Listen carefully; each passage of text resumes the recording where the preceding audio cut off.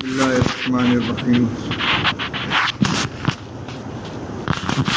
الحمد للہ رب العالمین والصلاة والسلام علی سید الانبیاء والمرسلین سیدنا و نبینا و مولانا محمد وعلی آلہ واصحابہ اجمعین اما بعد فاعوذ باللہ من الشیطان الرجیم بسم اللہ الرحمن الرحیم یا ایھا الذین آمنوا کتب علیکم الصیام کما کتب علی الذین من قبلکم لعلکم تتقون ایاما معدودات قال رسول اللہ صلی اللہ علیہ وسلم الصيام جنة إلا لمن خلقها وقال عليه الصلاة والسلام رب صائم ليس له من صيامه إلا الجوع ورب قائم ليس له من صيامه إلا السهر أو كما قال رسول الله صلى الله عليه وسلم. بزرگان محترم محترمین حضرات، افضل بھائیوں اور بزرگوں اور عزیز طلباء، سب سے پہلے ہم اللہ کا شکر ادا کریں کہ اللہ جل شانہ نے ہمارے عمر میں ایسی برکت عطا فرمائی کہ ہمیں ایک سال کا رمضان مبارک کا مہینہ نصیب ہوا۔ حضور اکرم صلی اللہ تعالی علیہ وسلم رمضان کی آمد سے 2 مہینہ پہلے ہی سے اس کا اہتمام فرماتے ہیں، دعا فرماتے ہیں، اللہم بارک لنا فی رجب و شعبان وبلغنا رمضان، اے اللہ ہمیں رجب اور شعبان میں برکت عطا فرما اور ہمیں رمضان تک پہنچا دے۔ رجب اور شعبان میں دیگر برکتوں کے علاوہ ایک اس برکت کی بھی درخواست ہے کہ ہماری عمر میں اللہ تعالیٰ اتنی برکت دے، اتنا اضافہ فرمائے کہ ہم صحت و عافیت کے ساتھ، سلامتی کے ساتھ رمضان کا مہینہ پالیں اور اس کے اعمال بجا لائیں، اللہ کی رضا و خوشنودی حاصل کرنے میں ہمارا حصہ شامل ہو جائے۔ ہم میں کتنے افراد ہوں گے جنہوں نے اس دعا کا اہتمام کیا ہو؟ اللہ نے بغیر مانگے ہوئے اور بغیر اہتمام کیے ہوئے اپنے فضل سے ہمیں یہ مہینہ عطا فرمایا ہے، اس لیے ہم اللہ کا شکر ادا کریں۔ اور شکر ادا کرنے کی 3 صورتیں ہوتی ہیں، زبان سے، دل سے اور اپنے اعمال سے۔ دل میں اللہ کی نعمت کی قدردانی ہو، اس کا شکر ادا کیا جائے، زبان سے اس کا شکر ادا کیا جائے اور اپنے اعمال سے اس کا شکر ادا کیا جائے۔ اور رمضان کا عملی شکر یہ ہے کہ ہم رمضان اس طرح گزاریں جس طرح گزارنا اللہ کو پسند ہے۔ جو آیت کریمہ میں نے ابھی آپ کے سامنے پڑھی ہے، اس آیت کریمہ میں اللہ جل شانہ نے اس امت کے اوپر رمضان کے روزوں کی فرضیت کا اعلان بھی فرمایا ہے اور اس کی حکمت اور مصلحت کو بھی بیان فرمایا ہے۔ فرمایا کہ اے ایمان والو، تمہارے اوپر روزہ فرض کر دیا گیا جیسے تم سے پہلوں پر فرض کیا گیا تھا تاکہ تم متقی بن جاؤ۔ آگے فرمایا ایام معدودات، یہ گنتی کے چند روز ہیں۔ جتنی عظمت والا اور جتنے اہم مقاصد کو لے کر روزہ فرض کیا گیا ہے، اس کا تقاضا یہ تھا کہ لمبی مدت مطلوب ہوتی۔ پھر یہ کہ اس آیت کریمہ کی تفسیر میں مفسرین نے پچھلی امتوں کے جو حالات لکھے ہیں اس سے معلوم ہوتا ہے کہ ان کے روزے 1 ماہ سے زیادہ تھے، خواہ اللہ کی طرف سے فرض کیے گئے ہوں یا اپنے عمل کے ذریعے اس میں اضافہ کیا ہو۔ ہمارے لیے ایک مہینے کا روزہ فرض کیا گیا اور بڑی عظیم برکتوں اور رحمتوں والا مہینہ بنا کر ہمیں عطا کیا گیا۔ حضرت سلمان فارسی رضی اللہ تعالیٰ عنہ کی وہ روایت جو فضائل رمضان کے شروع میں حضرت شیخ الحدیث رحمۃ اللہ علیہ نے نقل کی ہے، تقریباً تمام حضرات سنتے ہیں، اس سے بھی معلوم ہوتا ہے کہ رسول اللہ صلی اللہ علیہ وسلم کو اس کا کتنا اہتمام ہے۔ سلمان فارسی رضی اللہ تعالیٰ عنہ فرماتے ہیں، خطبنا رسول اللہ صلی اللہ علیہ وسلم فی آخر یوم من شعبان، رسول اللہ صلی اللہ علیہ وسلم نے ہمیں شعبان کے آخری دن ایک خطبہ دیا، وعظ فرمایا، یعنی رمضان کی آمد کا انتظار نہیں فرمایا، اس سے پہلے آپ نے وعظ فرمایا، اور عنوان کیا تھا؟ یا ایھا الناس قد اظلکم شہر عظیم، اے لوگو تمہارے اوپر ایک بہت عظمت والا مہینہ سایہ فگن ہے، شہر مبارک، بہت ہی برکت والا مہینہ ہے، شہر جعل اللہ قیامہ فریضۃ وقیام لیلہ تطوعا، یہ ایسا مہینہ ہے جس کے روزے کو اللہ نے فرض قرار دیا ہے اور اس کی رات کی عبادت کو اپنے قربت کا، اپنی نزدیکی کا، اپنی رضا کا ذریعہ بنایا۔ وہ شہر الصبر، یہ صبر کا مہینہ ہے، خلاف طبع چیزوں کو برداشت کرنے کا مہینہ ہے، طاعتوں پر جمنے کا مہینہ ہے، گناہوں سے اپنے آپ کو روکنے کا مہینہ ہے، شہر المواسات، غمخواری کا مہینہ ہے، دوسروں کے دکھ درد میں شریک ہونے کا مہینہ ہے۔ آپ نے فرمایا اول رحمت واوسط مغفرت وآخر عتق من النار، اس کا پہلا حصہ، پہلا عشرہ رحمت کا ہے، دوسرا مغفرت کا ہے، تیسرا جہنم سے خلاصی کا ہے۔ اس کے بعد آپ نے اس کی مختلف خصوصیات بیان فرمائی ہیں۔ اس میں خصوصیت یہ بھی ہے کہ من ادا فی فریضۃ کان کمن ادا 70 فریضۃ فیما سوا، من تقرب فیہ بخصلۃ کان کمن ادا فریضۃ فیما سوا، جس نے اس مہینے میں کوئی نفلی عمل کیا اس کو دوسرے مہینوں میں اس عمل کے فرض کے برابر ثواب ملے گا، اور جو اس مہینے میں کوئی فرض ادا کرے گا اس کو 70 فرض کے برابر ثواب ملے گا۔ یہ صرف نماز، یہ صرف روزے کا معاملہ نہیں ہے، بلکہ ہر نوع کی نیکی، صدقہ خیرات ہو، تلاوت ہو، تسبیح ہو، ذکر ہو، دعا ہو، خدمت خلق ہو، جتنی بھی نیکیاں ہو سکتی ہیں، ہر نیکی میں جو نفل کے درجے کی ہے اس کے اوپر فرض کے برابر ثواب ملے گا رمضان میں، اور جو فرض ہے اس کی ادائیگی پر 70 گنا ثواب ملے گا۔ ایک حدیث ہے اس کا مفہوم یہ ہے، رسول اللہ صلی اللہ علیہ وسلم نے فرمایا کہ نیکیاں 5 طرح کی، بعض نیکیاں وہ ہیں جن کا ثواب برابر ہے، اگر کوئی شخص کسی نیک عمل کا صرف ارادہ کر لے تو 1 نیکی ملتی ہے، بعض نیکیاں وہ ہیں جن کا اجر 10 گنا ہے، من جاء بالحسنۃ فلہ 10 امثالها، عام دنوں میں کوئی بھی نیک عمل کرے تو 10 گنا ثواب ملتا ہے، بعض نیکیاں وہ ہیں جن کا اجر 70 گنا ہے، جیسے ابھی بتلایا گیا کہ رمضان میں 1 فرد کا اجر 70 فرد کے برابر اور 1 نفل کا ثواب فرد کے برابر۔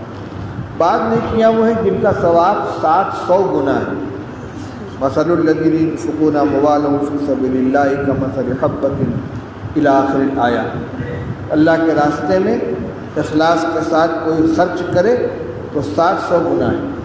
اور بعض نیکیاں وہ ہیں جن کے اجر کا کوئی حساب ہی نہیں، کوئی شمار نہیں۔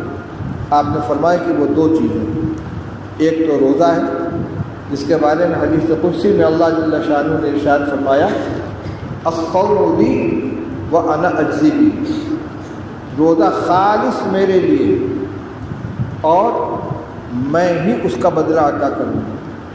اس حدیث کی شرح میں اور بھی اقوال ہیں، تفصیل فضائل رمضان میں آپ پڑھتے ہوں گے، سنتے ہوں گے۔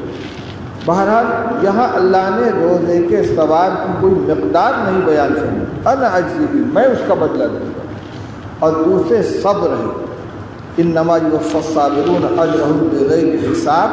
اللہ تعالیٰ فرماتے ہیں کہ صبر کرنے والوں کو ان کا بدلہ بے حساب ادا کیا جائے۔ تو رسول اللہ صلی اللہ علیہ وسلم نے فرمایا یہ دو نیکیاں ایسی ہیں جن کے ثواب کی کوئی مقدار نہیں، اور یہ جو رمضان کا مہینہ ہے اس میں دونوں چیزیں اکٹھا ہیں۔ یہ روزے کا بھی مہینہ ہے اور صبر کا بھی مہینہ ہے۔ چنانچہ قرآن پاک کی جو آیت ہے یا ایھا الذین آمنوا استعینوا بالصبر والصلاۃ ان اللہ مع الصابرین، اے ایمان والو اللہ کی مدد حاصل کرو نماز کے ذریعے اور صبر کے ذریعے۔ تو بعض مفسرین فرماتے کہ یہاں صبر سے مراد صوم ہے، اور خود حدیث میں جو ابھی آپ نے سنا فرمایا کہ وہ شہر الصبر، یہ صبر کا مہینہ ہے۔ ہمیں اس کی مشق کرنی چاہیے۔ صبر کے 3 معنی لکھے علماء نے، طلبہ جانتے ہیں۔ ایک ہے الصبر علی المصیبت، کسی پریشانی کے اوپر صبر کر لینا جو عام معنی ہے۔ ایک ہے الصبر علی الطاعت، نیکی پر اپنے نفس کو جما لینا، اور ایک الصبر عن المعصیت، گناہوں سے اپنے نفس کو روکنا۔ کتنا ہی تقاضا ہو، کتنی خواہش ہو، نفس کتنا ہی چاہے، لیکن اپنے نفس کو کنٹرول میں کرنا، اس گناہ سے اپنے نفس کو روکنا، یہ بھی صبر ہے۔ اور رمضان میں اسی صبر کی مشق ہوتی ہے۔ آپ دیکھیں ہر عبادت کے اندر کچھ کرنا ہوتا ہے۔ نماز میں کچھ اعمال ہیں، کچھ ارکان ہیں، فرائض و واجبات ہیں، سنتیں ہیں۔ حج میں کچھ اعمال ہیں، زکوٰۃ ہے، اس میں کچھ خرچ کرنا ہوتا ہے، اور تلاوت ہے، اس میں تلاوت کرنی ہوتی ہے۔ روزہ ایک ایسی عبادت ہے کہ جس میں کچھ کرنا نہیں ہے، ایجابی چیز کوئی نہیں ہے، بلکہ امساک، 3 چیزوں سے اپنے آپ کو روکنا ہے، اور روکنا بھی اس شان سے ہے کہ اپنے عمل کا خود ہی محتسب ہے آدمی، محاسب، کوئی دوسرا نگرانی کرنے والا نہیں۔ کھانا پینا، اپنی جنسی خواہش پوری کرنا، ان 3 چیزوں سے روزے کے اوقات میں اپنے نفس کو روکنا۔ خواہش ہے، بھوک لگ رہی ہے لیکن کھانا نہ کھانا، پیاس لگی ہے لیکن پانی نہ پینا۔ کتنی شدید گرمی ہے، آج کل 15 گھنٹے کا روزہ ہو رہا ہے، شدید گرمی کا موسم ہے، لیکن کیا کبھی کسی ایمان والے کے دل میں تنہائی میں بھی یہ خیال آتا ہے کہ لاؤ چپکے سے ذرا سا پانی پی لے؟ کون دیکھتا ہے؟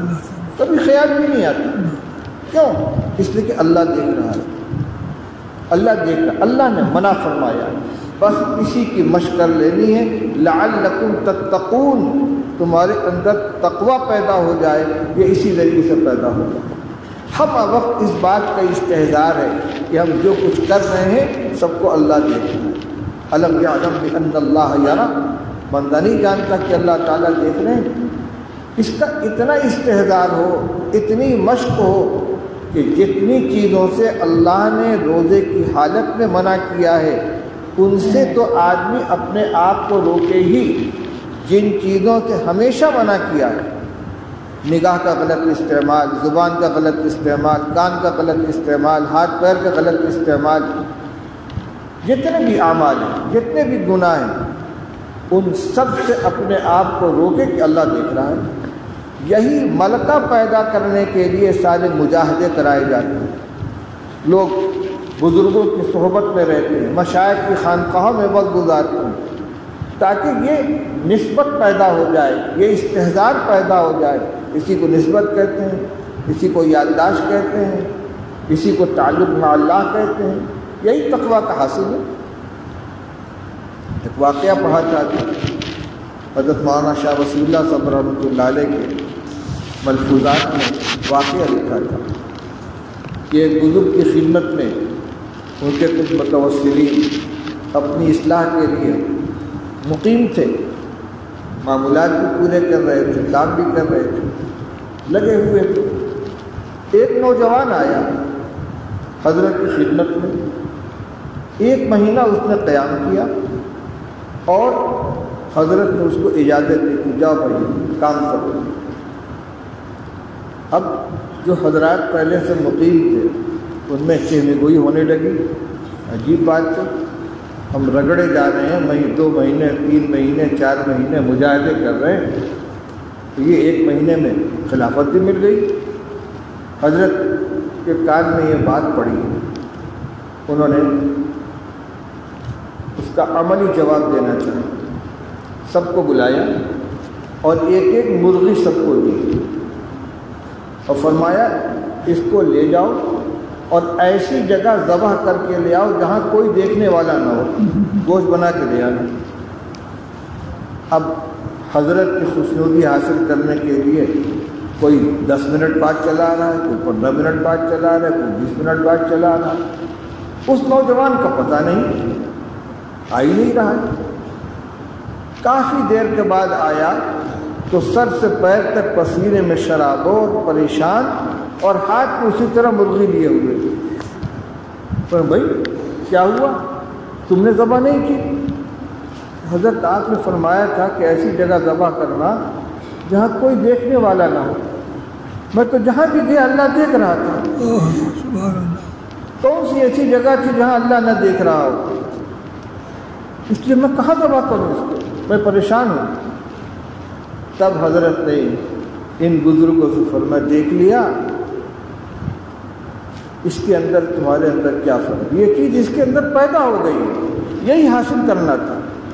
تو میرے بھائی رمضان المبارک میں اللہ تعالی ہمارا کسی کو نگراں نہیں بناتے، ہمیں ان تمام چیزوں سے اپنے آپ کو خود روکنا ہے جو وقتی محرمات ہیں ان سے بھی اور جو ہمیشہ کے محرمات ہیں ان سے بھی۔ اس کی اتنی مشق کر لینی ہے، اپنے اندر اس کو پختہ کر لینا ہے کہ پھر پوری زندگی ہمہ وقت رمضان و غیر رمضان کو کوئی فرق نہ ہو، جب کوئی گناہ سامنے آئے تو فوراً یہ تصور آ جائے کہ اللہ دیکھ رہا ہے۔ لعلکم تتقون، تمہارے اندر اس عمل کے ذریعے سے تقویٰ پیدا ہو جائے۔ ہمارے کچھ بھائی کو ہیں کہ جو یہاں اعتکاف میں مقیم ہیں مہینے بھر کے لیے یا کچھ اور کم مدت کے لیے، ان سے خاص طور سے یہ گزارش ہے کہ اپنے وقت کی بہت قدر کریں، بہت زیادہ قدر کریں، دونوں اعتبار سے کیا کرنا ہے ان کو کریں اور کن چیزوں سے بچنا ہے ان سے اپنے آپ کو بچائیں۔ مسجد میں جو لوگ مقیم ہیں ان کے ذمے 2 کام ہیں، ایک تو رمضان مبارک کے شب و روز کو رمضان کے معمولات میں اور جو ہدایتیں دی جائیں خانقاہ کی طرف سے اس کے مطابق گزارنا، اور دوسرے مسجد کے آداب کی پوری رعایت کرنا۔ آپ مسجد میں ہیں، مسجد کے اندر دنیا کی باتیں کرنا نیکیوں کو اس طرح کھا جاتا ہے جس طرح آگ لکڑی کو کھا جاتی ہے، اور پھر اگر بلند آواز سے بات کی جائے تو یہ بہت ہی شنیع عمل ہے۔ حدیث میں ایک روایت ہے، حضرت عمر رضی اللہ تعالیٰ مسجد نبوی میں بیٹھے ہوئے تھے، کچھ فاصلے پر 2 آدمی بیٹھے بات کر رہے تھے۔ حضرت عمر رضی اللہ تعالیٰ عنہ نے زمین سے کنکر اٹھایا اور کچھ دور ایک صاحب بیٹھے تھے ان کے پاس پھینکا متوجہ کرنے کے لیے۔ جب وہ متوجہ ہوئے، امیر المومنین کیا بات ہے، فرمایا ان دونوں کو بلا لاؤ۔ نہ ان کو پکارا نہ ان کو پکارا، ان کو کنکر پھینک کر متوجہ کیا اور ان دونوں کو بلوایا۔ جب وہ دونوں قریب آ گئے تو پوچھا ممن انتما، کہاں کے رہنے والے ہو؟ غالباً انہوں نے طائف کا نام دیا، فلاں جگہ کے رہنے والے ہیں۔ فرمایا لو کنتما من المدینۃ لاوجعتکما ترفعان اصواتکما فی مسجد رسول اللہ صلی اللہ علیہ وسلم۔ جاؤ باہر کے ہو، چھوڑ دیا، اگر تم مدینے کے ہوتے تو سزا دیتا میں تم کو۔ مسجد نبوی میں رسول اللہ صلی اللہ علیہ وسلم کے مسجد میں بیٹھ کر زور زور سے باتیں کر رہے ہیں۔ بھائی اعتکاف کرنے والوں میں یہ کمزوری پائی جاتی اور ہمیشہ ہر جگہ ہمارے بڑے اس پر تنبیہ کرتے ہیں، باتیں مت کرو۔ شیخ الحدیث مولانا زکریا صاحب رحمۃ اللہ علیہ کے یہاں اعتکاف ہوتا تھا، بار بار کہتے تھے پیارو خوب کھاؤ خوب سو، باتیں نہ کرو، اور اگر کہیں سے خسر خسر کی آواز آتی تھی فرماتے تھے نکل جاؤ یہاں سے، جسے باتیں کرنے اپنے گھر جاؤ۔ نیکیاں برباد ہو رہی ہیں، اور یہ تو مباح گفتگو کی بات ہے، اور اگر تبصرے شروع ہو گئے تو غیبت ہونے لگی۔ تو سوچئے رمضان کا مہینہ، مسجد، اعتکاف کی حالت، اور اس میں بیٹھ کر غیبت کر رہے، تبصرے کر رہے دوسروں کے اوپر، کیا حال ہوگا؟ اچھا غیبت ہم سمجھتے ہیں کہ کوئی غلط بات تو نہیں ہے، ہم تو جو بات صحیح ہے وہی کہہ رہے ہیں، یہی تو غیبت ہے۔ رسول اللہ صلی اللہ علیہ وسلم سے کسی نے جب آپ نے غیبت کی تعریف کی کہ ذکر کا اخاک بما یکرہ، غیبت اس کو کہتے ہیں کہ اپنے بھائی کے بارے میں کوئی وہ بات کہو جو اس کو ناگوار ہو، تو صحابی نے پوچھا یا رسول اللہ اگر اس کے اندر وہ بات موجود ہو جو ہم کہہ رہے ہیں تب بھی وہ غیبت ہے؟ آپ نے فرمایا تبھی تو وہ غیبت ہے، اگر اس میں وہ بات موجود نہیں ہے تم نے اس کی طرف منسوخ کی فقط بہت تھا تو تم نے بہتان باندھا ہے۔ اس لیے جو لوگ معتکف ہوں ان کو پورے نظام الاوقات کی پابندی کرتے ہوئے ہدایت کے مطابق اپنے اعمال، اپنے اوقات کو گزارنا چاہیے، ایک ایک لمحے کی قدر کرنی چاہیے، تاکہ جب یہاں سے جائیں تو کچھ حاصل کر کے لے جائیں۔ ہمارے بزرگوں نے یہ نظام جو قائم کیا ہے، حضرت شاہ عبد القادر صاحب رائے پوری، حضرت مولانا اشرف علی تھانوی، شیخ الاسلام حضرت مولانا حسین احمد صاحب مدنی، حضرت مولانا زکریا صاحب کالوی اور دوسرے اکابر ان کے خلفاء، یہ سب کے سب رمضان مبارک میں جو اپنا وقت فارغ کر کے اپنے متعلقین کو لے کر مسجد کے اندر بیٹھتے ہیں، اپنے لیے نہیں بلکہ ان کے لیے کہ ان کو جن کو سال بھر وقت نہیں ملتا، ایک مہینہ فارغ کر کے کچھ حاصل کریں۔ اس لیے میرے بھائی جو اپنا وقت فارغ کر کے آئے ہیں، چاہے پورے مہینے کے لیے چاہے چند روز کے لیے، جتنا بھی قیام ہو اس کو غنیمت سمجھیں، جو کرنے والے کام ہیں ان کا اہتمام کریں، روزے کو ان تمام چیزوں سے بچائیں جن سے روزہ خراب ہوتا ہے، زبان کی حفاظت، نگاہ کی حفاظت، کان کی حفاظت اور خیالات کی حفاظت، دل و دماغ کی حفاظت، گندے خیالات، بدگمانیاں وغیرہ جن چیزوں سے دماغ خراب ہو، دماغ کا گناہ ہوتا ہے، اس سے اپنے آپ کو بچائیں۔ سو جائیں اعتکاف کی نیت سے تو عبادت ہے، لیکن اپنا یا دوسروں کا وقت ضائع کریں گے یہ نقصان کی بات ہے۔ یہ مہینہ اس کے اندر کرنے کا کیا کام ہے؟ کرنے کے اتنے کام ہیں کہ کچھ فرصت نہ ملے۔ سب سے پہلی بات تو روزہ ایک عمل ہے۔ نمبر 2 قرآن پاک کی تلاوت جتنی زیادہ سے زیادہ ہو سکے کی جائے، رمضان کو تلاوت کے ساتھ خاص مناسبت حاصل ہے۔ نمبر 3 عشرے ہیں، جس جون سا عشرہ اس کی خاص طور سے دعا کیجیے، اللہ مرحمنا، اللہ مرحمنا، اللہ مرحمنی، اللہ مرحم المسلمین، کہ اللہ پر رحمت نازل فرما، ہمارے ساتھ رحم کا معاملہ فرما۔ یہ پہلے عشرے میں۔ دوسرے عشرے میں استغفار، جس صیغے سے بھی آپ چاہیں استغفار کریں۔